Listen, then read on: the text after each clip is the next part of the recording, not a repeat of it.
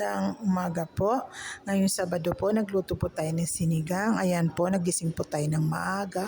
At pagkatapos po niyan, ayan po habang po tayo nagluluto, ay tayo po ay naghugas na po ng pinaggamitan natin at maging ang mga hugasin. Ayan po ang ating sangkap.